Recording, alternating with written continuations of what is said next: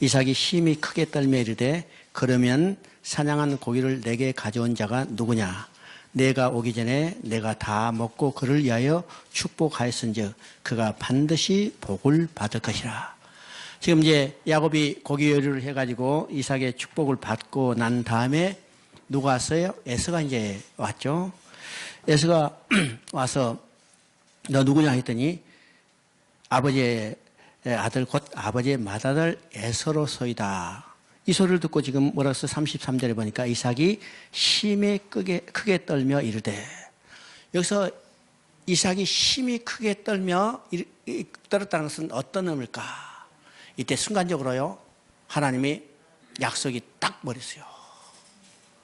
그래서 이야 두려운 생각이 딱 들어오죠.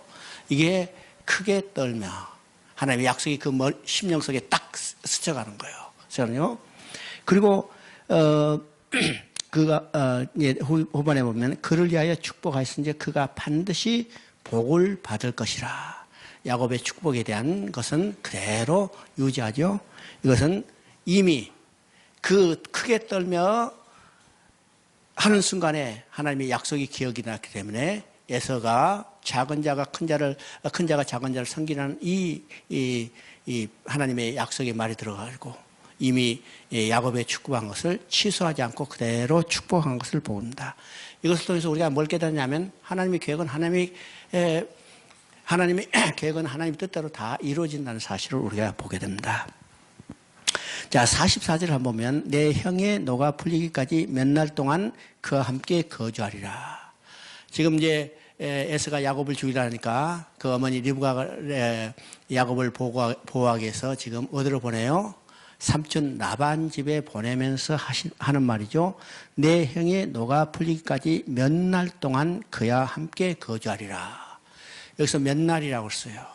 잠깐 갔다 있으면 형이 노가 풀려서 돌아오게 할 건 한데 그 세월이 몇 년이냐면 20년의 세월이 흘렀을 뿐만 아니라 그동안에 어떻게 했어요?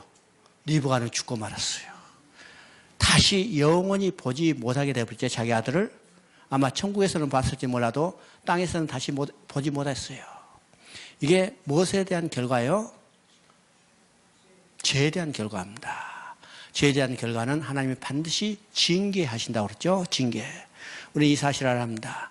야곱이 자기 아버지와 형을 속인 것은 위에 뒤에 보면요 그대로 보응받는 것을 보게 돼요. 아버지를 속인 거 어떻게 했어요?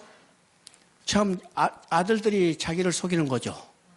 아들들이 야곱을 속이는 거고 바로 이 그대로 보응받는 거다. 이것이 갈라디아서의 말한 대로 심는 대로 거둔다는 법칙은 그대로 죄에 대해서도 적용되는 것을 보게 돼요. 이것이 구원을 상실한단 말이 아닙니다.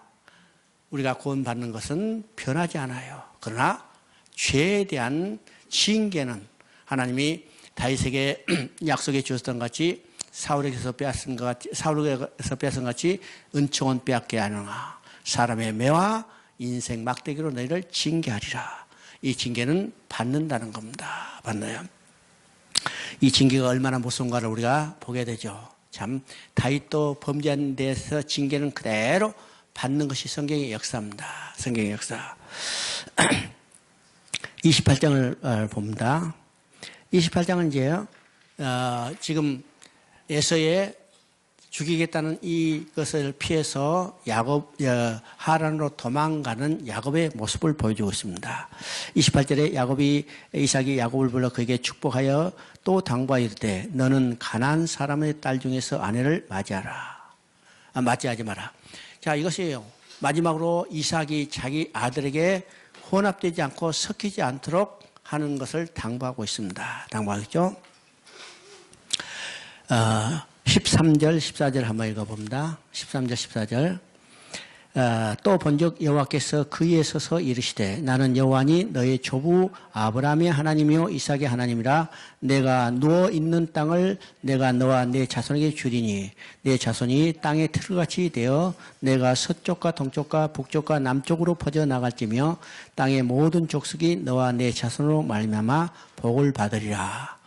28장은 우리가 신학적으로 상당히 중요한 내용이에요. 여러 가지 의미를 가지고 있는데 지금 13절, 14절에는 어떤 내용인가? 지금 약속을 계승하는 내용입니다. 하나님이 아브라함이 주신 약속을 그 아들 이삭에게 계승했어요. 이삭에게 계승한 약속을 지금 누구에게 계승하냐면 야곱에게 계승하고 있죠. 야곱에게 계승했습니다. 그렇기 때문에 이 약속의 내용을 보면 세 가지 똑같아요. 자손과 땅과 복에 대한 약속입니다. 그래요? 이 약속을 계승해요. 그런데 여기서 이제 하나의 의미가 있는데 하나님의 호칭이 뭐라고 써요? 나는 여호와니 너의 조부 아브라함의 하나님의 이삭의 하나님이라고 써요.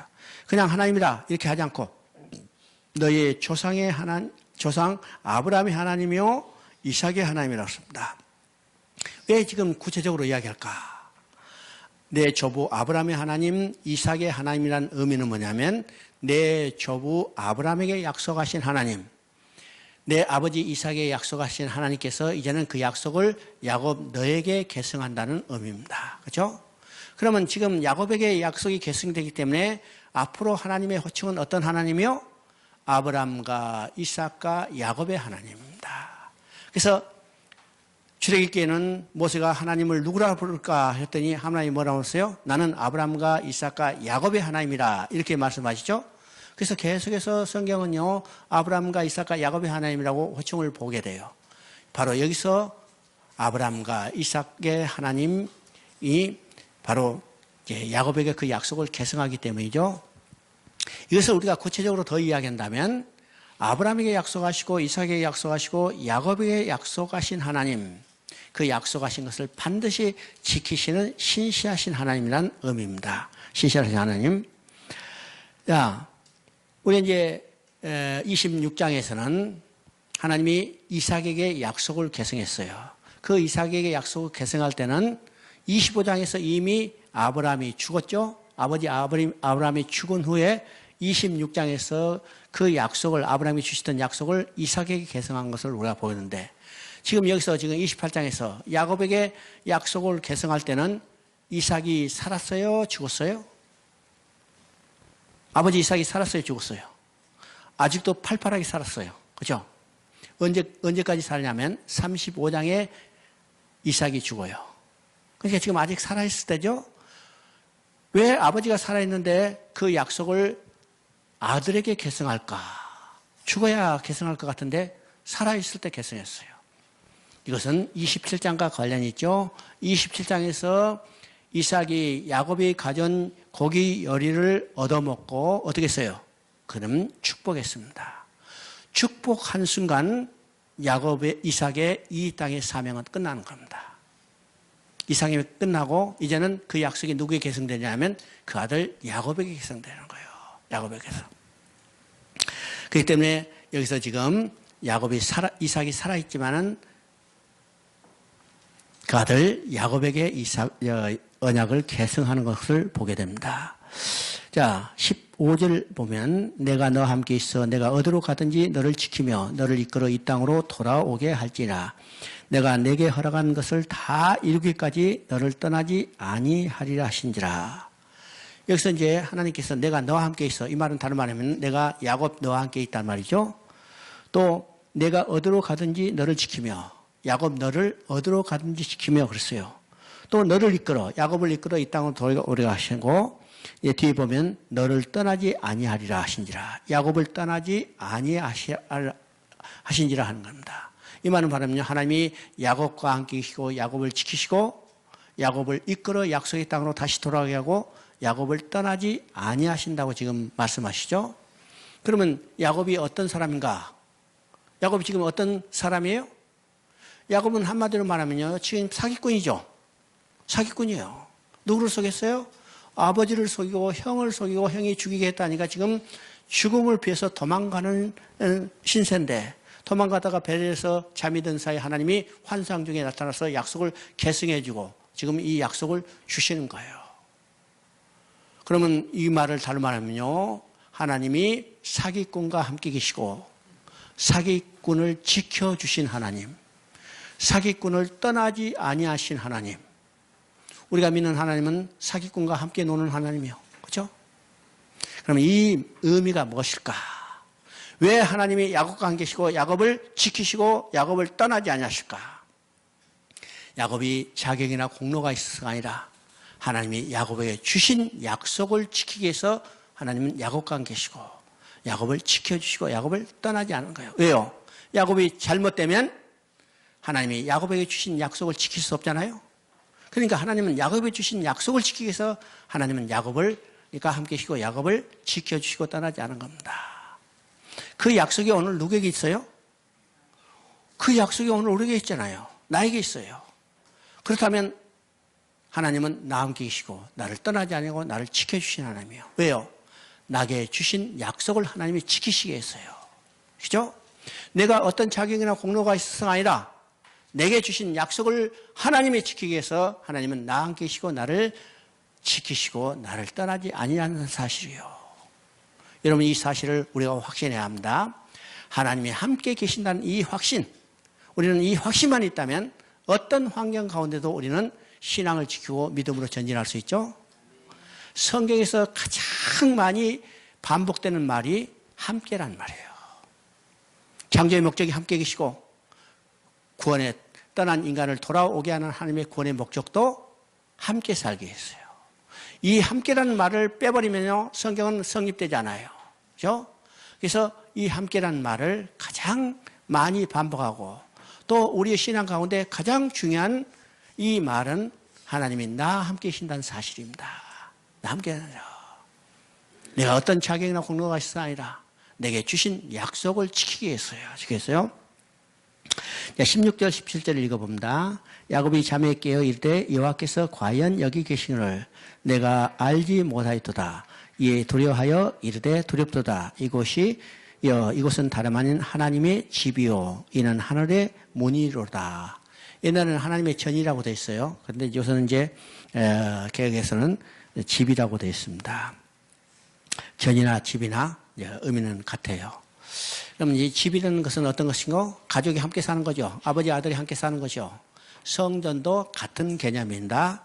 아버지와 아들이 함께 사는 개념, 이것이 집의 성전이 집 또는 성전의 개념인데 여기서 이제 성전의 개념을 우리가 정확히 이해해야 합니다. 성경을 읽을 때 성전의 개념, 이 성소의 개념, 또 성막의 개념 이런 개념들이 정확하지 못하면요 성경을 올바로 이해하기가 쉽지 않아요. 쉽지 않죠? 우리가 성전하면 어떤 개념이냐? 눈에 보이는 가시적인 건물만을 생각해요. 대부분의 사람이 그렇게 생각하죠? 나 성전의 근본적인 의미는 눈에 보이는 가시적인 건물이 아니고 어떤 의미냐? 하나님과 인간이 함께 사는 자체가 성전이에요. 성전이죠? 그래서 여기서 말합니다. 하나님이 여기 계신 것을 알지 못하고 여기 계신다고 했죠? 그것이 하나님의 집, 성전이구나. 그죠? 이 개념입니다. 그러면 하나님이 계신 곳은 성전이고 성전에는 하나님이 계신 것이죠. 그렇죠? 하나님이 계신 곳은 성전이고 성전에는 하나님이 계신 거예요. 그러면 우리가 성경을 어떤 것으로 이야기할 수 있냐면 하나님이 성전을 지어가는 하나님의 일을 기록해 놓으시다. 이렇게 성경을 이야기할 수 있어요. 우리는 이제 두 가지로 했죠. 하나님 나라를 건설하는 이야기가 성경 이야기고 다른 말로 하면 하나님이 성전을 지어가는 하나님의 일을 기록한 것이 성경이다. 이렇게 이야기해요. 그래서 오늘 이제 최근에 미국 쪽에 있는 신진학자들이 성전 신학이라는 이거를 요새 많이 이야기를 해요. 한국에도 그런 책이 번역되어 있어요. 성전 신학이라는 책. 또 성전으로 성경을 이야기하다. 이제 한 사람은 남편이 쓰고 한 사람은 이제 아내가 썼어요. 요약해서. 여러분 한번 참고해 보실 필요가 있습니다. 성경 전체를 성전으로 이야기해요. 이 사람이 왜 이 성전 신학이라는 책을 썼을까? 이 사람은 본래요. 계시록에 아주 깊은 조예가 있는 학자예요. 요한계시록을 깊이 연구하다 보니까 그 속에 뭐가 나타나냐면 성전의 이야기가 나타납니다. 요한계시록 21장 1절부터 시작해서 22장은 전부 성전에 관한 이야기죠. 이 성전의 의미가 왜 여기서 강조되어 있는 것을 살펴보다 보니까 그것이 원형이 어디냐면 창세기 1, 2장에서 나타나는 거예요. 그래서 그걸 연구해서 전체 성경 전체를 성전의 관점에서 이 사람이 연구해서 성전신학이라는 책을 내고 그 안에는 이름을 들어보니까 이제 한국계 미국인 것 같더라고요. 성전으로 성경을 성전으로 이야기하다 이렇게 썼어요. 바로 이제 성전이요. 성경이 다른 말하면 성전을 지어가는 하나님의 이야기이기도. 그럼 성전이 어떤 것이요? 성전은 하나님과 인간이 함께 사는 자체가 성전이요. 그러니까 창세기 1, 2장에 하나님이 우주 만물을 지은 목적의 궁극적인 목적은 뭐라고 써요?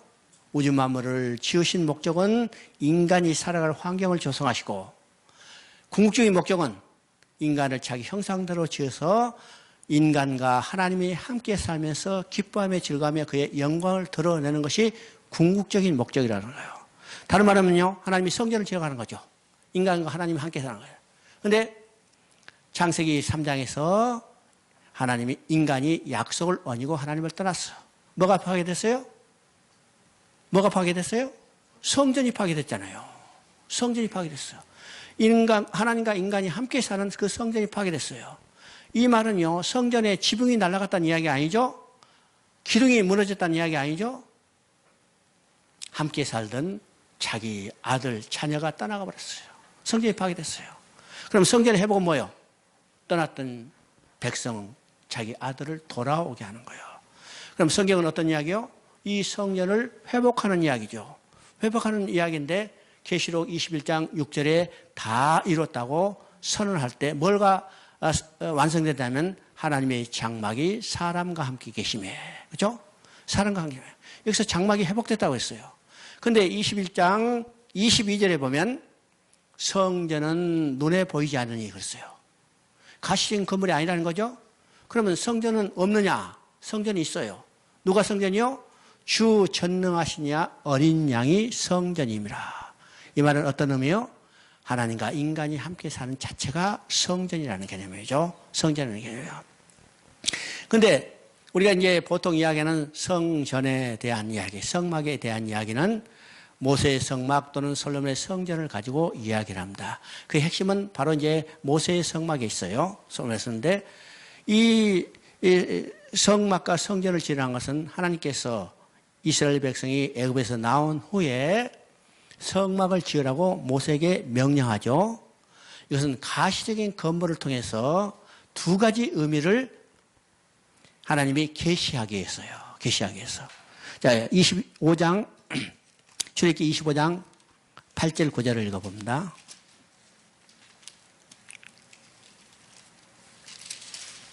(25장 8절 9절) 내가 그들 중에 거할 성소를 그들이 나를 위하여 짓되 무릇 내가 내게 보이는 모양대로 장막을 짓고 기구들도 그 모양을 따라 지을지니라.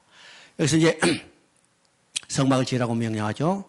그럼 지금 8절과 9절이 두 가지 개념이 다르다는 사실을 우리가 깨달을 수 있죠. 8절은 뭐라고 써요? 내가 그들 중에 거할 성소를 그들이 나를 위하여 짓되 그렇습니다. 하나님이 누구 가운데 계시겠다겠어요? 이스라엘 백성 가운데 계시겠다는 거예요. 백성 가운데 이스라엘 백성과 함께 계시겠다는 거예요. 그래서 이 성막을 짓고 이스라엘 백성들이 진을 어떻게 쳤냐면 성막을 가운데 두고 성막을 중심으로 동서남북에 진을 배치했어요. 3개 지파씩 진을 배치했죠.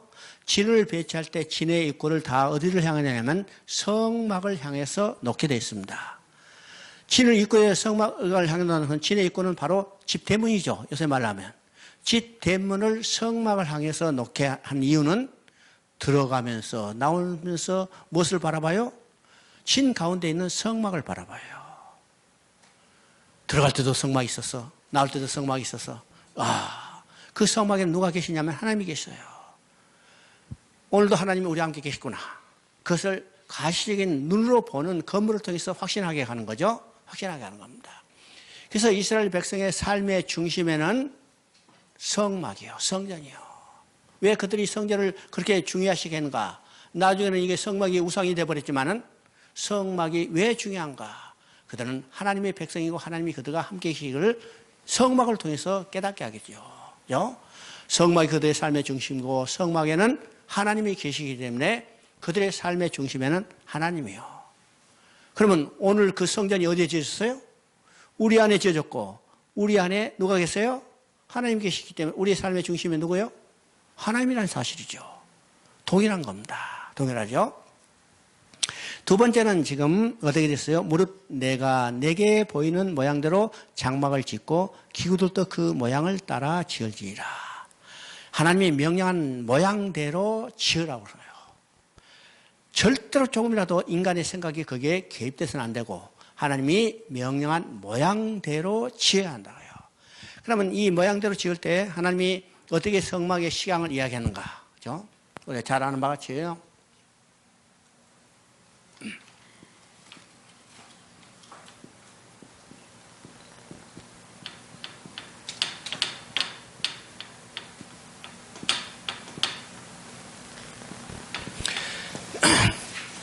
이제 성막문이 있죠? 성막문. 우리요. 여기가 지성소입니다. 지성소 안에는 언약궤가 있고 언약궤를 덮는 뚜껑이 여기에 속죄소예요. 이게 중국말로는 이제 시온자라고 써 있는데 하나님의 보좌, 속죄소죠. 그러면 25장 22절에 보면 하나님이 말씀하십니다. 내가 속죄소 위에 너희를 만나고 너에게 말하리라 그랬어요. 그죠? 25장 25절에 속죄소 위에서 너희에게 만나고 말하리라. 그럼 만나고 말한다는 것은 교제가 회복되는 것이죠. 하나님이 인간을 자기 형상대로 지은 목적은 인간과 교제하기 위해서요. 그렇죠? 인격적인 언어가 통하고 교제할 대상으로 지었기 때문에 교제하기 위해서 이 속죄소에서 인간을 만나고 말하리다. 교제가 회복돼요. 그러면 성막문에 들은 인간이 어디까지 들어가냐면 지성소까지 속죄소 앞에까지 나아가야 해요. 속죄소 앞에 나아가야죠. 이것이 로마서 5장 1절 2절에 아주 중요한 것을 우리가 계시합니다. 로마서 5장 1절에 우리는 이 신앙의 목표를 아주 간략하게 정확히 말씀하는 거죠. 믿음으로 어렵게 되었은적, 그렇죠? 믿음으로 어렵게 되었은적, 이 말은 믿음으로 하나님 앞에 나아갔은적. 첫 번째는 하나님과 화평을 누리고, 두 번째는 은혜 앞에 나아가고. 은혜 앞에 나아간다는 것은 어떨까요? 은혜의 보좌요. 여기까지 나가야죠. 그런데 그걸로 끝이 아니고 어떻게 했어요? 하나님의 영광을 바라보고 즐거워하느니라. 여기 계신 하나님과 함께 기뻐하며 즐거워하며 그의 영광을 드러내야 해요. 이것이 우리 신앙의 목표예요. 그러니까 은혜 앞에 나아가고 하는 것은 이게 지금 속죄소 시온자 앞에까지 나아가야 해요. 그러면 시온자 앞에 나아가기 위해서는 어떻게 해요? 성막문에 들어간 인간이 제일 먼저 거쳐야 할 것이 뭐냐면 번제단이요. 번제단. 그 다음에 물도명이요. 예, 물도명과 번제단은 두 가지 의미가 같죠. 죄를 해결하는 거예요. 여기서 완전히 죄 해결해야만 어떻게 돼요? 그 안에 성소로 들어가서 생명의 떡이신 예수 그리스도, 그 다음에 생명의 성령의 빛인 예수 그리스도의 비춤을 받고, 그 다음에 하나님 앞에 제사를 드리고, 기도를 드리고, 그 다음에 하나님 앞에 나아가서 하나님과 교제가 회복되는 거예요. 바로 이 하나님이 말씀한 모양대로 성막이 지어져야죠. 성막이에요. 반드시 이 모양대로 지어야 해요. 가장 중요한 것은 하나님을 만나러 가는 인간이 가장 중요한 것은 인간의 죄가 처리돼야 해요. 인간의 죄를 처리하기 위해서 누가 죽으셨어요? 이 번제단은 예수 그리스도가 십자가를 상징하는 거예요. 그죠?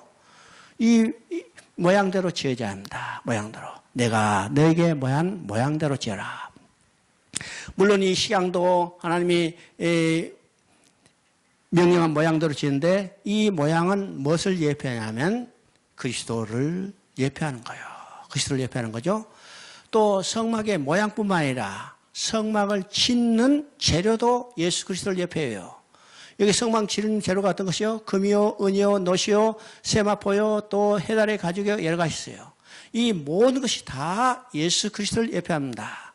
금도 예수 그리스도요, 은도 예수 그리스도요, 세마포도 예수 그리스도요, 해달의 가죽도 예수 그리스도요. 다 예수 그리스도죠.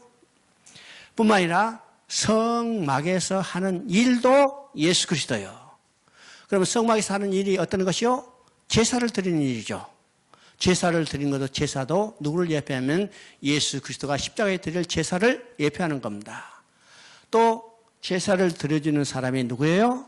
제사장이에요. 제사장도 누구를 예표해요? 바로 우리의 큰 대신상 되신 예수 그리스도를 예표해요.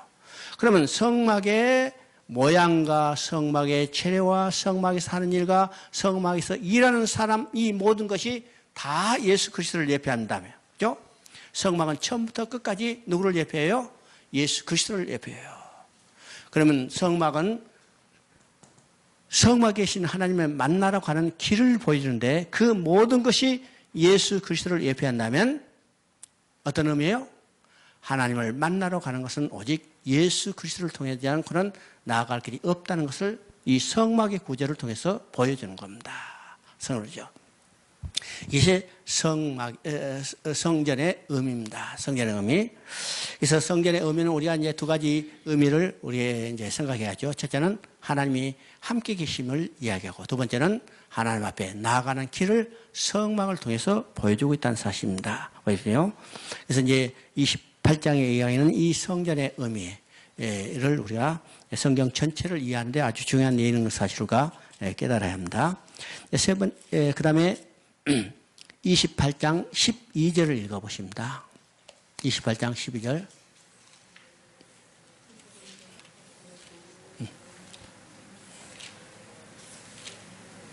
속으로 읽지 말고 크게.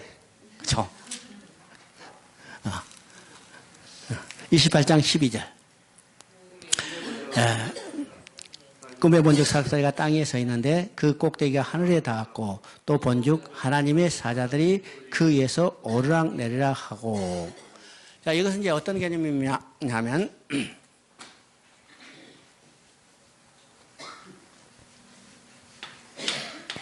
이제 야곱의 사닥다리 꿈 이제 많이 우리가 이제 들었죠. 들었는데 이거의 정확한 개념을 우리가 이해할 수 있어야 해요. 이 개념은요, 지금 어떤 개념이냐면 하늘과 땅의 개념입니다. 그죠? 하늘과 땅의 개념. 그죠? 그러면 하늘과 땅 하면 우리 어떤 생각이에요? 땅에서 하늘로 도저히 올라갈 수 없는 이런 개념이죠. 그죠? 하늘에서 땅으로 도저히 올라갈 수 없어.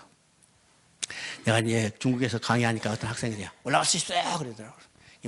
뭘 어떻게 올라갔더니 비행기 타고 올라가면 된대. 너 비행기 몇 시간 타봤어? 했더니 중국에 가봤자 이제 먼 거리는 한 6시간 정도 되거든요. 저 동부에서부터 저 남쪽까지 가면 3시간 타봤대. 그래? 3시간 타고 이제 땅에 내려왔지. 그래서 내려왔어요. 비행기가 우주선이고 결국은요 땅으로 내려야 해요. 그죠? 이 개념은 어떤가? 지금 그때는 비행기도 없었으니까. 그죠? 땅에서 하늘로 도저히 올라갈 수 없다는 개념이죠. 어디나. 그런데 우리 생각에요. 하늘에는 하나님이 계시고 땅에는 사람이 있어요. 그죠? 이 말은 어떤 의미예요? 땅에 있는 인간이 하늘에 있는 하나님께 도저히 나아갈 수 없다는 것을 보여주는 겁니다. 그러면 우리가 생각해 봅니다. 본래 하나님과 인간이 함께 살았어요. 함께 살았어. 언제? 언제? 창세기 1, 2장. 그죠? 창세기 1, 2장에는 하나님과 인간이 함께 살았어요. 근데 왜 하나님과 인간이 하늘과 땅만큼 거리가 멀어졌어요? 죄 때문이요. 죄가 하나님과 우리의 관계를 도저히 다가갈 수 없는 먼 거리로, 하늘과 땅만큼 먼 거리로 벌려놨죠? 벌려놨어요. 근데 하나님은 어떤 마음이요? 죄진 인간과 하나님을 떠난 인간과 계속 지속적으로 교제하기를 원하시는 거예요. 이것이 하나님의 마음이죠. 여러분, 자식이 아무리 잘못했다 하더라도 부모는 자식으로부터 떠나지 않아요. 떠나요? 절대 떠나지 않아요. 언제가 돌아와서 함께 살기를 원하시는 것이 이 부모의 마음이듯이 하나님도 똑같은 마음을 가지고 있어요. 그래서 땅에 있는 인간과 교제하기를 원하시기 때문에 땅에서 하늘로 오르는 사닥다리를 놓고 사닥다리 위로 하나님의 사자가 오르락내리락 하더라. 그죠? 이 사닥다리 놓여진 오르락내리락하는 이 사자를 통해서 하나님과 인간은 교제하기를 원하시는 겁니다. 언어죠. 그러면 이 사닥다리는 뭘 의미해요? 하나님과 사람과의 관계를 연결시켜주는 중보자 역할을 하죠. 중보자 역할을 합니다. 그러면 성경은 말합니다. 하나님 사람과 하나님 사람의 중보자는 오직 한 분이시시 오직 우리 주 예수 그리스도라. 또 예수님이 친히 말씀하십니다. 나는 길이요 진리요 생명이니 나로 말미암지 않고는 아버지께 올 자가 없느니라. 누구를 통해서? 하나님께 나아준 이 사닥다리를 통해서만 하나님께 나아갈 수 있어요. 이것이 하나님의 마음을 우리에게 보여주는 거예요. 지속적으로 교제하기를 원하시고 그 길을 통해서 돌아오기를 원하시는 하나님의 마음. 그죠? 누구를 통해서? 예수 그리스도를 통해서. 그래서 이 사닥다리의 꿈은요, 요한복음 1장 51절에 예수 그리스도에서 성취된 것을 보여주고 있습니다. 보여주죠? 요한복음 1장 51절 한번 보실까요?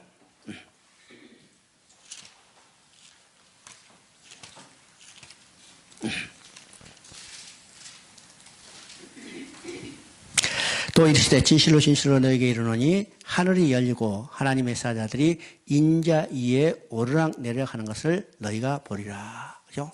이것이 이제 이 야곱에 준 사닥다리 꿈이 예수 그리스도에서 성취된 것을 증거하고 있습니다. 자, 29장을 한번 봅니다.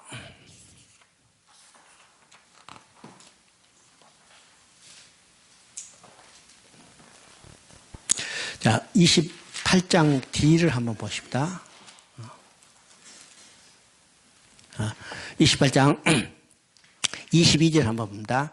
내가 기둥으로 세운 이 돌이 하나님의 집이 될 것이요 하나님께서 내게 주신 모든 것에서 10분의 1을 내가 반드시 하나님께 드리겠나이다 하였더라. 그러면 지금 환상 중에 하나님께서 야곱에게 약속하신 내용에 대해서 야곱의 지금 반응이죠. 그것이 19절부터 나옵니다. 이곳은 이름은 베델이라 하였더라. 이 성의 이름은 이수더라. 그리고 이제 쭉 이야기하면서 마지막에 22절에 내가 기둥으로 세운 이 돌이 하나님의 집이 될 것이요 하나님께서 내게 주신 이 모든 것에서 10분의 1을 내가 반드시 하나님께 드리겠나이다. 자, 이제 많은 학자들이요, 이 선이 참 야곱이 대단한 선이다 이렇게 하기에만은 이 선은 근본적으로 잘못된 선입니다. 이 선은 야곱이 하지 말았어야 할 선이에요. 할 수도 없는 선입니다. 여러분 11조를 선은 대상이 아니에요. 11조는 선의 대상이 아닙니다. 이게 레위기서 27장에서 분명히 이야기하고 있죠. 11조는 하나님의 것이기 때문에 인간이 11조를 하나님께 드리겠다고 선의 대상이 아닙니다. 선할 수 없어요. 이건 당연한 것이죠. 우리가 11조 드리겠다고 선해서는 안 됩니다. 11조는 당연히 하나님 것을 하나님 것이라고 우리가 주권을 인정해 주는 이거기 때문에 11조. 그래서 어떤 이제 내용을 보면 참 야곱이 대단한 믿음을 가지고 선했다. 이건 야곱이 이 선의 내용은 정말 야곱이 아직 변화되지 않은 기복적인 마음을 가지고 선하고 있는 것을 봐야 해요. 알죠? 이 내용은요, 우리 이제 잘 여러 가지 생각을 해봐야 하는데, 하여튼 이 다른 것은 다 제하고 11조를 내가 반드시 하는 게 드리겠나이다. 이것은 야곱이 잘못된 선인 것을 우리가 보게 됩니다. 자, 29장을 한번 봅니다. 29장은 이제 야곱이 하란에 가서 결혼하는 내용이에요. 결혼하는 내용이죠. 야곱이 이제 하란에 가서 누구에게 눈이 뿅 갔냐면 라헬에게 눈이 뿅 갔죠. 그렇죠? 라헬을 위해서 열심히 일해서 이제 때가 되니까 결혼하게 됐어요. 근데 결혼하는 밤에 어떻게 됐어요? 라헬이 아니라 레아를 맞이하게 되죠. 그래서 25절에 보니까 어떻게 됐어요? 25절 한번 봅니다. 야곱이 아침에 보니 레아라 라반에게 이르되 외삼촌이 어찌하여 내게 이같이 행하였나이까? 내가 라헬을 위하여 외삼촌을 섬기지 아니하였나이까? 외삼촌이 나를 속이시면 어찌 됨입니까? 그죠? 외삼촌이 나를 속이시면 어찌 됩니까? 이것은 말하는 것은 야곱은 자신이 형으로 바꿔치기 해서 축복받았던 장본인이요. 이곳에 오게 된 것도 그것이 언인이었죠. 그런데 염소 가족을 뒤집어 쓰고 아버지를 속이던 일이 얼마나 옳지 못했던 일인 것을 그들에게 깨달아야죠. 그죠? 야, 내가 염소 가족을 쓰고 아버지를 속인 것이 결국 삼촌한테 내가 레아를 라헬이라고 속였구나. 이건요, 자기가 잘못하는 것에 대한 보응을 받는다는 것을 보여주고 있습니다. 보여주고 있죠? 그죠? 우리 성경을 보면요. 잘못해서 하나님의 징계가 반드시 따른다는 사실을 계속 보여주는데 그 징계는 자기가 잘못한 것에 대한 같은 비슷한 내용으로 보응받는 사실을 우리가 보게 돼요. 보게 되죠? 자, 다윗이 범죄했어요. 누가 범죄했어요? 밧세바가 간음을 했는데 그 범죄에 대한 보응이 어떻게 해요? 자기 딸이 아들에게 강간당한 것으로 나타나죠? 또 우리아를 죽였어요. 이게 살인에 대한 죄의 보응은 어떤 것이요? 자기 아들이 아들을 죽이는 이 보응으로 나타나죠. 보응으로 나타납니다. 그런데 그것은 자기가 저지른 죄보다 더 무서운 심한 보응인 것을 우리가 깨달아야 해요. 그러니까 우리가 죄지은 것에 대한 대가가 얼마나 심각하고 무섭다는 사실을 깨달을 때 우리는 어떤 삶을 살아야 할 건가 우리가 깨닫게 되죠. 그죠? 15절부터 29장 15절부터 30절은 야곱의 결혼이 나옵니다. 결혼이 나오는데 우리 아까 얘기했죠. 지금 이거는 뛰는 놈 위에 나는 놈이 있다는 것을 보여줘요. 야곱이 지금 자기 아버지와 삼촌을 속이고 지금은 이 하란에 왔어요. 근데 그보다 더 약삭빠른 사람이 있죠. 누구예요? 라반이요. 야곱의 눈치를 딱 보고 야, 저 라헬을 좋아한다. 그래서 라헬을 이용해서 지금 삼촌이 야곱을 교묘하니 지금 꼬시고 있죠. 거기 보니까 그저 내일을 하기는 나의 품삯을 어떻게 할지 내게 말하라. 라반은 한 달간 있으면서 야곱의 눈치를 앓고 그가 라헬을 염함도 알았습니다. 그래서 그것을 이용할 속셈을 가진 자, 뛴 놈 위에 나는 놈이 있다는 사실이에요. 그죠? 야곱보다 더 약삭빠른 사람. 우리 성경을 보면요, 우리를 단련하기 위해서 하나님은 더 강하고 센 훈련대장을 보내줘요. 그죠? 훈련대장이 있다는 사실을 우리가 알아야 합니다. 그 훈련대장을 통해서 열심히 훈련을 잘 받아야 정말로 하나님의 사람이 되는 거죠. 하나님의 사람이 되는 거예요. 우리 이번에 평창 올림픽 금메달 따는 사람들을 봐요. 그 뒤에 그 코치들 보면 얼마나 악독한가. 그죠? 인간적으로 볼 때는 정말 악독한 사람들 뭐 있어요. 그렇게 훈련하지 않으면 금메달을 딸 수 없어요. 금메달. 예, 한국 선수도 이제 많은 그런 사람들이 있지만은 옛날에 그 체조 선수 중에 도마로 금메달 딴 양 누구 있죠? 양학철.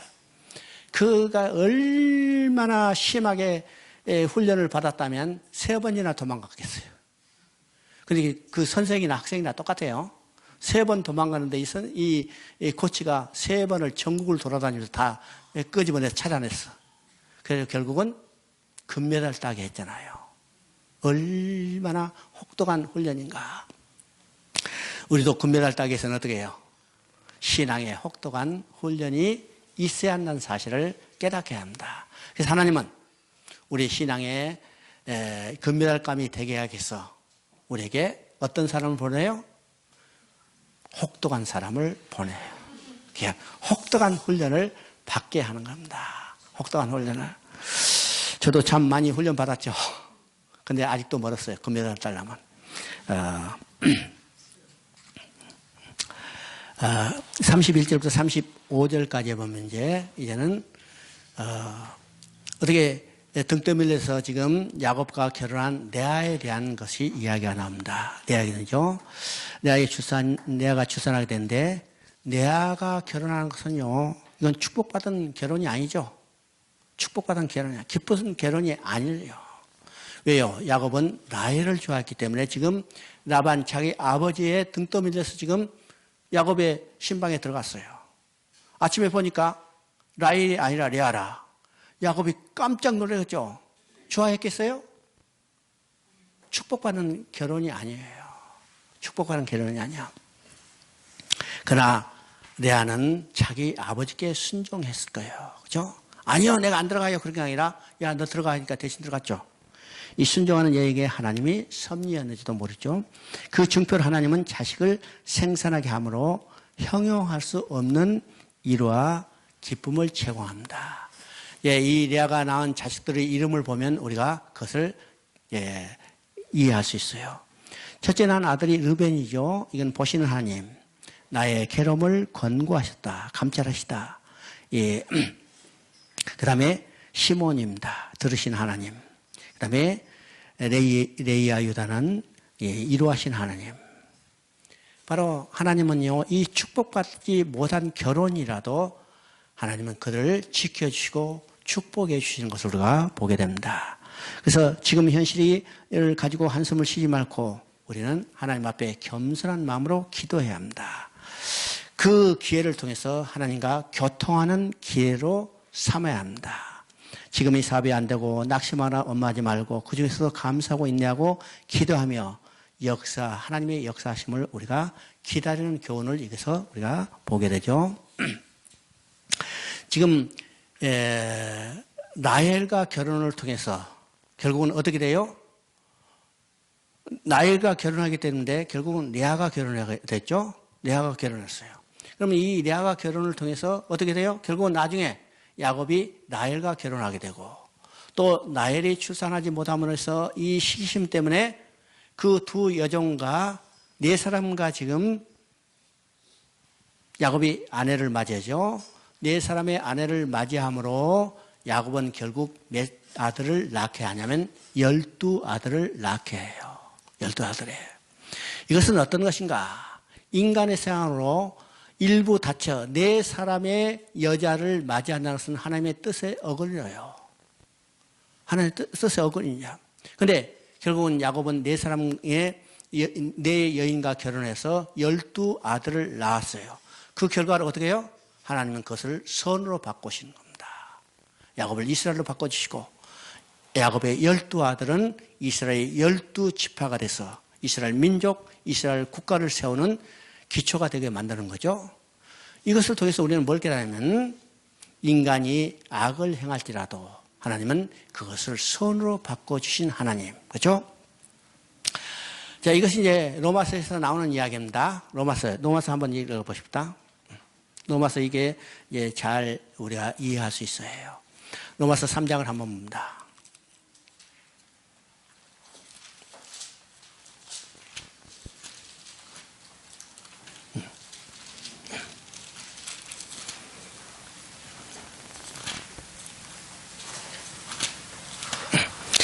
로마서 3장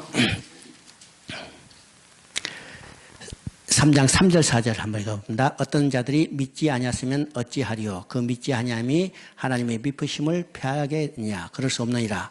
사람은 다 거짓되되 오직 하나님은 참되시다 할지다. 기록된 바 주께서 주의 말씀에 어렵다함을 얻으시고 판단을 받으실 때 이기려 하심이라. 자, 이 말은 어떤 말이냐면 지금 이스라엘 백성이 유대인들이 오신 예수님을 거부했어요. 거부했죠? 그러면 하나님의 계획이 실패한 것인가? 실패한 것인가? 절대 실패하지 않는다는 거예요.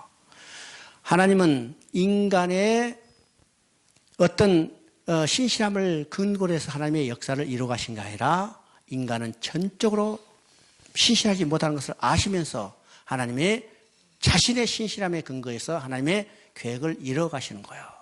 그래서 이거는요, 인간은 다 거짓되고 하나님은 오직 신실하시다. 하나님의 계획을 성취하는 것은 오직 하나님의 신실성에 근거해서 이루어 가신다는 거예요. 그러죠? 자, 그리고 5절에 봅니다. 그러나 우리 불의가 하나님의 의를 드러나게 하면 무슨 말 하리요? 그죠? 진노를 내리신 하나님이 불의하냐? 6절에 결코 그렇지 아니하니라. 만일 그러하면 하나님께서 어찌 세상을 심판하리요? 자, 이것은요, 유대인의 반박이 된 이 가상적인 질문의 세 번째 질문인데, 이 말은 어떤 말인가? 인간의 불의가 하나님의 의를 이뤘다면, 인간의 불의가 하나님이 칭찬받아야 할지 아니고, 징계받을 게 아니라 칭찬받아야 할 것이 아니냐, 이런 이제 질문이에요. 이것을 소위 말해서 뭐라고요? 궤변이라고 합니다. 궤변. 자, 이 말은요, 극단적으로 이야기하면, 가룟 유다가 예수님을 팔아서 예수님이 십자가에 죽였어. 그것을 통해서 하나님의 계획을 성취했다면 가룟 유다가 예수님을 판 일은 결과적으로 칭찬받아야 할 거 아니야. 상을 받아야 할 거냐. 이런 궤변이에요. 하나님은요, 인간의 악을 사용하셔서 하나님의 일을 성취하신 분이 아니라 인간이 행한 악까지도 하나님은 선으로 바꿔주신 하나님이에요. 의미가 다르죠? 악을 사용하셔서 하나님의 계획을 성취하신 분이 아니라 인간이 행한 악까지도 하나님은 그것을 선으로 바꿔주신 하나님. 그죠? 그래서 우리 이제 창세기 50장 20절에 이야기한 것처럼 당신들은 나를 헤아려 하으나 그들이 요셉을 팔았죠? 그것을 하나님이 선으로 바꾸셔서 결국 큰 구원을 이루시는 것으로 바꿔졌죠. 하나님은 인간의 악을 사용해서 하나님의 일을 이루시는 분이 아니라 인간이 악한 행위한 것도 하나님은 그것을 선으로 바꿔주신 하나님. 그죠? 이것이 29장을 통해서 보게 됩니다.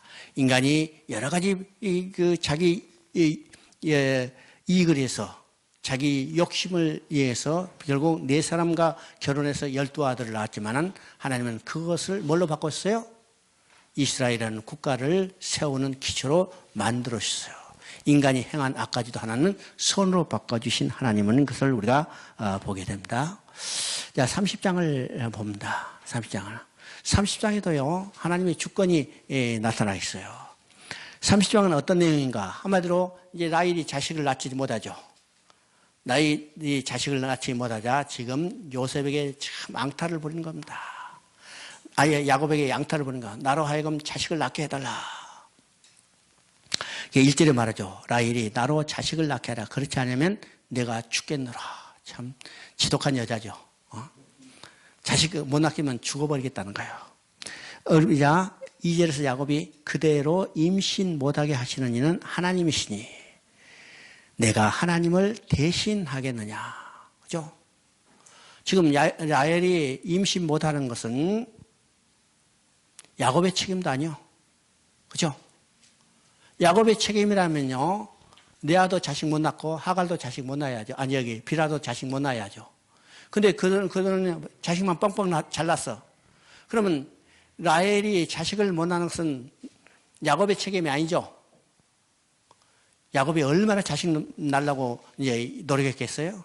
근데 라헬은 이 야곱의 책임이 아니라 라헬 자신의 책임이에요. 그러면 자기 자신의 책임이라는 것은 왜 자식을 못 낳게 했을까? 이건 하나님 앞에 겸손히 엎드려 기도해야 해요.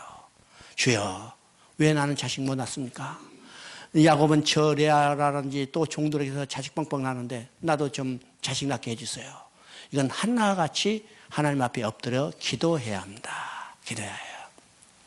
근데 라헬은 지금요, 하나님 앞에 엎드려 기도한 게 아니라 지금 야곱에게 앙탈을 부리고 있죠. 그때 야곱이 뭐라고 했어요?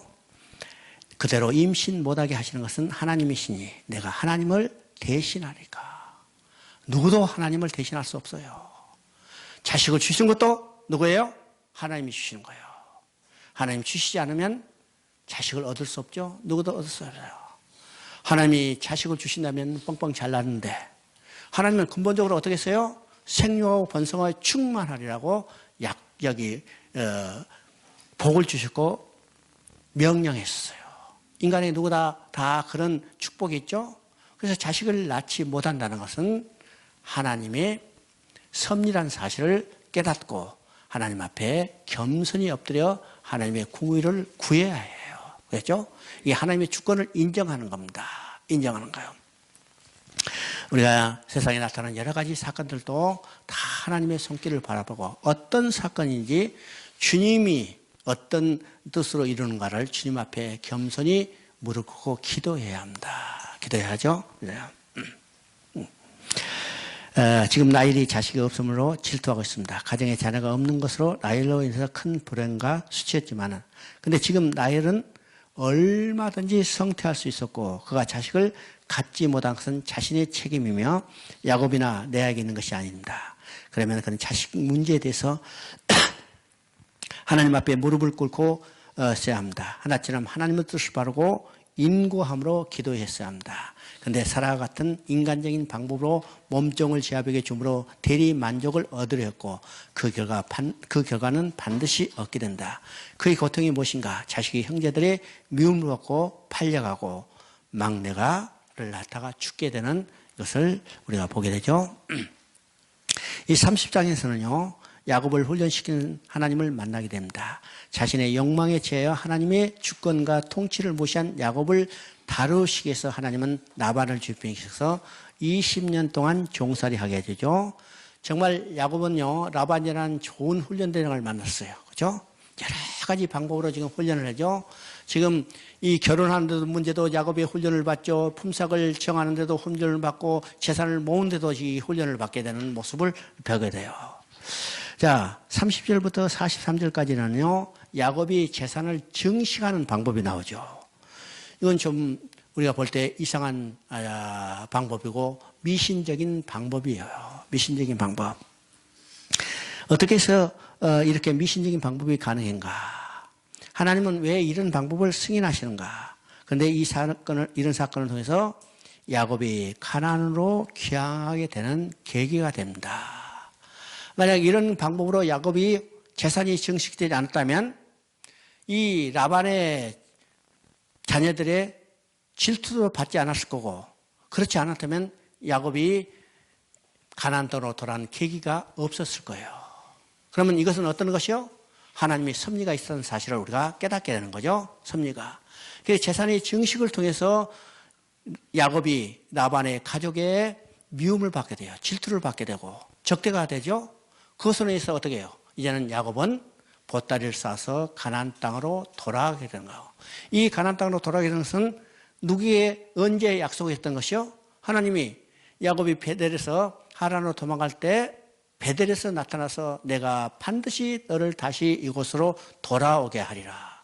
이것을 성취하게 하는 하나님의 섭리였다는 사실을 우리가 보게 됩니다. 그러니까 어떤 순간에도요, 하나님은 자신의 계획을 성취하는 그 일을 늦추지 않고 있다는 사실이죠. 그러니까 모든 사건 가운데 하나님이 하나님의 계획을 어떻게 성취해 가고 있는가를 우리가 볼 수 있어야 합니다. 볼 수 있어요. 저는 이제 가끔 이제 그런 생각이에요. 여러 가지 이제 어려움도 있고 할 때 하나님이 이 일을 통해서 어떻게 하나님의 뜻을 이루어 가시는가. 예, 교만인지도 몰라도요, 그것을 바라보는 이 기다림을 가질 때가 많이 있습니다. 정말 어렵잖아요. 정말 어려워요. 그때 기도하면서 주여, 이 일을 통해서 하나님, 저에게 어떤 하나님께서 이루신 일을 보이시렵니까? 그것을 물어보기도 해요. 물어보기도 해요. 그럼 놀랍게도요, 하나님은 그것을 하나님의 뜻대로 선을 이루어 가시는 일들을 보게 됩니다. 저는 솔직히 말해서 이제 중국에서 뭐 후원 교회도 없고 선교 단체도 없고 아무 파송대도 없어요. 근데 중국에 갔죠. 중국에 갔어. 내가 교만은 아니지만은 자랑할 수 있는 것은 너 정말로 열심히 했다. 그죠? 열심히 했어요. 열심히 했다. 근데 이 열심히 가지 그냥 평상 여기 아주 평이하게 이루어졌겠어요? 쉽게 이루어졌겠어요? 얼마나 많은 어려움들이 있겠어요? 근데 그 어려움 가운데도 하나님의 손길을 바라볼 때 내 마음에 두려움이 없어요. 혼란이 없어요. 아, 하나님이 더 좋은 일을 이루어 가시겠구나. 그것을 바라보는 거죠. 항상 볼 때 정말 놀랍게도 저에게 많은 좋은 이 훈련생들을 모집해 하고 또 그게 관계되는 좋은 동역자들을 중국에서 허락하시고 또 제가 원하는 기도하는 그대로 많은 교재를 그대로 만들 수 있게 하시고 내가 이제 제가 쓴 교재가 지금 5개가 있어요. 그 5개를 분량이 많아요. 이제 심천에 갔는데 어떤 조선족 지도자 내 통역이 그래서 선생님 이거 참 좋은 교재니까 중국어로 번역하면 좋겠습니다. 그랬어요. 그래? 그럼 번역 시작하지. 그리고 이제 아는 번역자한테 맡겼어요. 번역이 다 끝나갈 무렵되니까는 뭐가 걱정돼요? 요거잖아요. 번역비. 번역비가. 이 번역비 한 4만 원, 중국 돈으로 4만 원이면 지금 현재 환율로 계산하면 한 700만 원, 680만 원 정도 돼요. 넌 뭐 6만 8천 원도 없는데 680만 원 어려서요. 그래서 근데 이제 그 친구한테 그랬어요. 야, 이거 번역 다 끝났는데 어떻게 하지? 그랬더니, 그러면 알았어요. 내가 내일 연락해 드릴게요. 그래서 여기 연락했더니 하루 기다렸더니 연락이 왔어요. 선생님, 그 번역한 사람 계좌번호 알려주세요. 그러는 거예요. 그래서 계좌번호 알려줬어요. 계좌번호 알려준 딱 1시간 후에 그 번역하는 사람한테 전화가 왔어요. 선생님, 4만 원 입금됐어요. 그러는 거예요. 4만 원 입금돼서. 그러니까 이미 모든 것을 다 하나님이 선하신 뜻대로 이루어가죠. 내가 봤어요. 인간은 쓸데없는 거 가지고 걱정하고 있구나. 그죠? 우리 하나님의 손길을 바라봐요. 우리 하나님이 정말 내게 하나님이 그 사명을 주시다면 내가 이루신 게 아니라 하나님이 이루어가시는 거예요. 이루어가시는 이 순간에도 하나님은 구속의 손길을 놓지 않으시고 계속 일하고 계신다는 사실을 우리가 확신해야 합니다. 확신해야죠. 자, 31장은 이제 야곱이 자기 돌아오는 것이죠. 31장. 31장 한번 보십니다.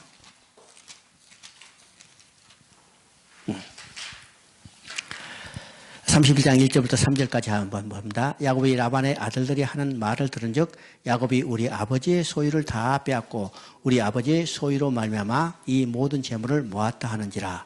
야곱이 라반의 안색을 본즉 자기에게 대하여 전과 같지 아니하더라. 여호와께서 야곱에게 이르시되 내 조상의 땅 내 족속에 돌아가라. 내가 너와 함께 있으려 하신지라. 자, 지금 30장에서 재산의 증식을 방법을 통해서 어떻게 해요? 라반의 자녀들로부터 지금 질투가 일어났죠. 질투가 일어났기 때문에 또 야곱은 어떻게 해요? 그 소식을 들었어. 이제는 어떻게 해요? 도망가야죠. 도망가야죠. 야곱이 얼마나 욕심이 많은 사람이에요. 자식 라반에게 빼앗기면 안 되니까 보따리 싸가지고 지금 도망가요. 이 도망가는 것이 뭐냐면 다시 하나님의 약속대로 가나안 땅에 들어가는 로정에 들어서게 되는 겁니다. 그렇죠? 그때 3절에 보니까 여호와께서 야곱에게 이르시되 내 조상의 땅 내 족속으로 돌아가라. 내가 너와 함께 있으리라 하신지라. 조상의 땅이라고 써요. 이 13절에 보면요. 23절에 보면 어떻게 얘기한가? 23절에 보면 13절에 보면 나는 베델의 하나님이라. 내가 거기서 기둥에 기름을 붓고 거기서 내게 서원하였으니 지금 일어나 이곳에서 떠나서 내 출생지로 돌아가라. 어디서 나타난 하나님이냐면 베델에서 나타난 하나님, 28장에서 있던 하나님이 그 약속대로 다시 돌아오게 하는 거예요. 어디로? 출생지로. 이 출생지는 야곱의 출생지는 어디냐면 가나안 땅이죠. 바로 다른 말하면요, 이 조상의 땅이에요. 왜 조상의 땅인가? 아브라함의 조상의 땅은 하란이지만은 아브라함은 어디로 왔어요? 가나안 땅으로 와서 그게 이삭을 낳고 이삭이 야곱을 낳기 때문에 이제는 어디가 자기 고향 땅이 되냐면 가나안 땅이 고향 땅이 되기 때문에 이제는 다시 어디로 돌아가요? 가나안 땅으로 돌아가요. 가나안 땅으로 돌아가죠. 지금 이제 31장은 바로 이 가나안 땅으로 돌아오는 내용입니다. 그죠? 돌아온다는 내용인데 그때 라반이 이제는 야곱이 지금 도망간 것을 알고 쫓아오는 거예요. 쫓아올 때 24절을 한번 봅니다. 24절 밤에 하나님이 아람 사람 라반에게 현명하여 이르되 너는 상가 야곱에게 선악간에 말하지 마라. 라반이 야곱을 뒤쫓아 이뤘으니 야곱이 그 산에 장막을 친지라. 라반이 그 형제와 더불어 길라산에 장막을 치고 라반이 야곱에게 이르되 내가 나를 속이고 내 딸들을 칼에 사로잡힌 자 같이 끌고 갔으니 어찌 이같이 하느냐. 지금 하나님이 야곱을 잡으려고 쫓아온 라반에게 나타났죠. 밤에 하나님이 아람 사람 라반에게 혐오하여 이르되 너는 상가 야곱에게 선악간에 말하지 말라. 시비하지 말라는 거예요. 이건 하나님의 역사가 있다는 사실을 보여주죠. 벌어집니다. 이제 31장에도요, 우리가 볼 때, 내가 너와 함께 있어 내가 어디로 가든지 너를 지키며 너를 이끌어 이 땅으로 돌아가게 하리한 약속하신 것을 지키시며 성취해 가시는 신실한 하나님이심을 우리가 보게 됩니다. 보게 되죠?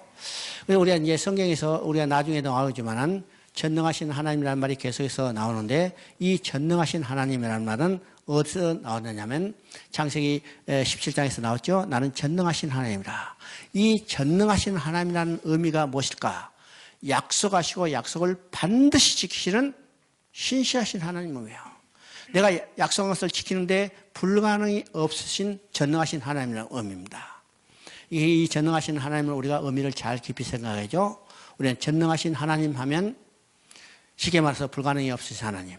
이건 막연한 불가능이 없으신 하나님뿐만 아니라 어떤 거예요? 약속하신 것을 지키는 게 불가능이 없으신 하나님. 우리의 믿음은 어떤 것이에요? 우리의 믿음은 하나님의 약속을 믿는 믿음이죠. 우리는 항상 우리의 신앙의 근거는 어디 있냐면 하나님의 약속에 있다는 사실을 기억해야 해요. 하나님의 약속에. 어제도 얘기했죠. 우리의 신앙의 근거는, 믿음의 근거는 대상과 근거가 분명하다고 그랬어요.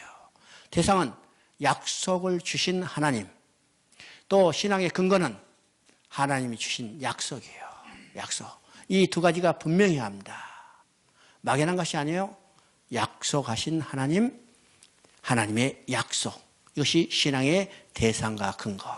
그래서 언제나 우리는 이 하나님의 약속을 붙들어야 해요. 이것이 우리의 믿음이에요. 믿음이죠. 그래서 하나님은 이 약속을 주시고 이 약속을 우리가 성취하는 게 아니라 하나님 자신이 성취해요. 그래서 이 자신의 약속을 성취하시는 신실하신 하나님을 우리가 믿는 거예요. 그래서 우리가 믿는 하나님의 대상은 가장 중요한 것은 어떤 것이요? 신실하신 하나님. 이걸 믿어야 합니다. 다른 말이면 약속하시고 약속을 반드시 지키시는 신실하신 하나님. 약속을 붙들어야 합니다. 32장을 한번 봅니다. 32장도 이제 신학적으로 중요한 의미가 있어요.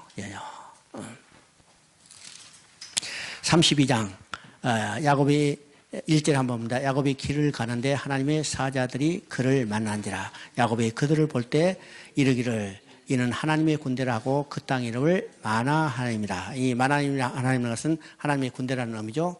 이 마나의 하나님이라는 것은 이제 출애굽기도 이제 나타납니다. 하나님의 군대 마나 하나님. 여기서 이 말을 보면요, 우리가 무엇을 깨달으냐면 야곱이 지금 가나안 땅으로 돌아가지만은 혼자 돌아가는 게 아니라는 사실이에요. 누가 그거를 앞서 인도해요? 하나님의 사자가 인도하는 거예요. 우리의 앞서 누가 가시냐? 하나님이 앞서 가시는 거예요. 그래서 우리가 이제 출애굽기나 신명기에 보면 분명히 이야기죠. 내가 앞서 너희를 독수리 날개같이 업어서 인도하였나니. 우리는 이 사실을 깨달아야 합니다. 우리 혼자 가는 게 아니고 우리 앞서 주님이 가세요. 주님이 가세요. 민수기 10장 10절 13절 14절을 보면 이스라엘 백성이 지금 시내산을 출발해서 가나안 땅으로 행진을 출발하는데 선두에 누가 섰냐면 유다 지파의 군기가 섰다고 그랬어요. 행진의 첫 앞에 맨 선두에 유다 지파의 군기가 섰다고 그랬어요. 왜 유다 지파의 군기가 행진의 제일 앞에 서 있을까? 유다 지파에서 누가 태어나요? 바로 여자 후손 예수 그리스도가 태어나요. 그러면 광야에 행진할 때도 누가 앞서갔냐면 주님께서 앞서갔다요. 그래서 시편은 분명히 이야기합니다. 광야에 행진하실 때 우리 주님께서 앞서 행진하시다니. 이거 이 구약시대의 하나님이에요. 구약시대 그 백성을 앞서가서 행하셨던 하나님. 그러면 신약시대는 어떤가? 신약시대도 앞서 가신 주님인 것을 우리가 믿어야죠. 깨달아야죠. 무엇을 통해서 알 수 있어요? 성경을 통해서 우리는 분명히 그것을 알 수 있어요. 요한복음 10장 10절에 이야기합니다. 나는 선한 목자다. 선한 목자는 양의 이름을 부르면 양은 목자의 음성을 듣고 따르나니. 우리는 양의 목자예요. 여기 선한 목자의 양들이에요. 우리는 누구의 음성을 들어요? 주님의 음성을 듣고 따라가는 거예요. 따라가는 거죠. 계시록 14장 1절부터 3절까지 보면 구원받은 사람이 어디에 있냐면 시온산에 서 있어요. 시온산에 14만 4천이 서 있는데 그들은 어떤 사람이냐면 어린 양이 어디로 가든지 따르는 자들이라. 어린 양이 어디로 가든지 따르는 자들이라. 그럼 주님이 앞서가시고 우리는 그를 따라가는지, 그 따라가면 어디에 있어요? 시온산에 우리가 서 있는 거예요. 구원받은 서예요. 이것이 히브리서 6장 20절은 더 분명해야죠. 히브리서 6장 20절 한번 읽어봅니다.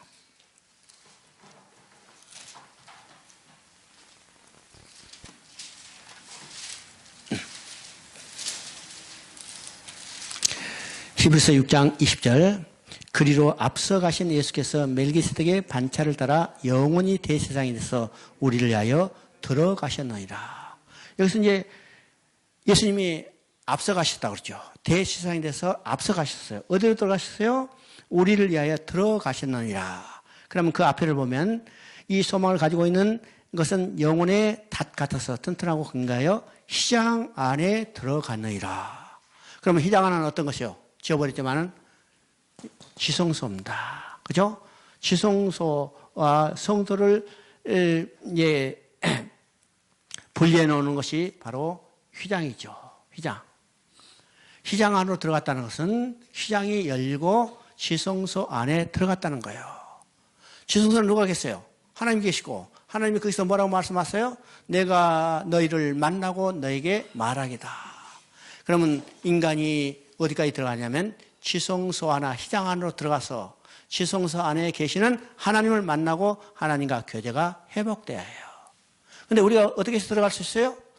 우리 주님이 대제사장이 돼서 앞서가서 들었기 때문에 우리 주님만 따라가면 되죠. 따라가면 돼요. 이것이 앞서가셨다는 것을 우리에게 이야기를 하고 있습니다. 자, 32장을 다시 돌아가서 32장 24절부터 28절까지 한번 읽어봅니다. 24절부터 28절. 야곱은 홀로 남았더니 어떤 사람이 날이 새도록 야곱과 씨름하다가 자기가 야곱을 이기지 못함을 보고 그가 야곱의 허벅지 관절을 치매 야곱의 허벅지 관절이 그 사람과 씨름할 때 어긋났더라. 그가 이르되 날이 세례하니 나로 가게 하라. 야곱이 이르되 당신이 내게 축복하지 아니하면 가게 하지 아니하겠나이다. 그 사람이 그에게 이르되 내 이름이 무엇이냐? 그가 이르되 야곱이니이다. 그가 이르되 내 이름을 다시는 야곱이라 부를 것이 아니요 이스라엘이라 부를 것이니 이는 내가 하나님과 및 사람과 거이루어 이루었습니다. 자, 이거는 이 내용은 비교적 잘 아는 내용이에요. 잘 아는 얘기죠. 대표적으로 이제 기도에 대해서 우리가 이제 설교를 듣거나 할 때 이것을 많이 인용합니다. 야곱의 야복강의 기도. 그래서 대부분 그 내용을 어떻게 하면 야곱처럼 밤에 홀로 문제를 안고 하나님께 부르짖으면 하나님께서 문제를 해결해주고 복받는다. 이렇게 이야기를 해요. 왜 그러죠? 그런데 이 내용을 우리가 엄격히 보면요. 야곱이 기도했다는 내용이 없다는 사실을 우리가 깨닫게 되는 거예요. 깨닫겠죠? 그 어떤 사람이 이야기합니다. 어떤 사람이 아니라 어떤 학자는 이야기합니다. 어떤 사람이 날이 새도록 야곱과 씨름하다가 그래요. 이 씨름이, 그죠? 씨름이 기도다 이렇게 하지만은 씨름이 기도다 하더라도 이 씨름의 주체는 누구냐면 야곱이 아니고 어떤 사람이라는 사실을 우리가 보게 되죠. 어떤 사람이 야곱을 붙들고 씨름해요. 그러면 주체가 어떤 사람이면 어떤 사람이 자기의 목적을 달성하기 위해서 야곱을 붙들고 씨름하는 겁니다. 씨름하는 거죠. 그러니까 이 내용이 어떤 의미가를 우리가 봐야 합니다. 봐야죠. 지금 야곱이 지금 가수를 데리고 지금 가나안 땅으로 다시 들어가요. 그때 어떤 소식이 들려면 형 에서가 20년 전에 원한을 풀지 못하고 야곱을 죽이려고 지금 쫓아온다는 소식을 들었어요. 그 소식을 들은 야곱이 지금 그것에 대치하는 내용이 바로 앞부분이죠. 그 앞부분은 어떤 것이요? 처자식을 다 앞에 내보내고 종들도 앞에 내보내고 가축도 앞에 내보내고 야곱은 홀로 야복강에 홀로 남았어요. 그러면 이것을 통해서 우리가 뭘 깨달았냐면요. 20년의 세월이 변했지만 야곱은 하나도 변하지 않았다는 거예요. 물론 육신적으로는 변했어요. 홀로 몸으로 왔다가 내 아내가 있고 이 12자녀가 있죠. 육신적으로 변했지만은 영적으로는 하나도 변하지 않은 것을 우리가 보게 되죠. 야곱이 지금 사기치고 도망갔다가 다시 돌아갈 때도 지금 누구를 속여요? 삼촌을 속이고 돌아가요. 뿐만 아니라 여기에 대형을 취하는 것도 어떤 대형이요? 자기중심적이요. 자기중심적. 저 자식 다 죽어라. 다 죽고 나면 나 홀로 도망가겠다. 그래서 홀로 남았어요. 야곱이 가장 중요하게 얘기하는 것은 저 자식이 아니라 자기 건강한 육신입니다. 얼마나 이기적인 건가를 우리가 보게 되죠? 보게 돼요. 자, 이때 어떤 사람이 야곱에게 찾아왔어요. 어떤 사람은 하나님이라고 그럽니다. 여러 가지 견해가 있지만은 보편적으로 하나님이라고 그래요. 하나님이 야곱을 붙들고 씨름해요. 씨름해죠.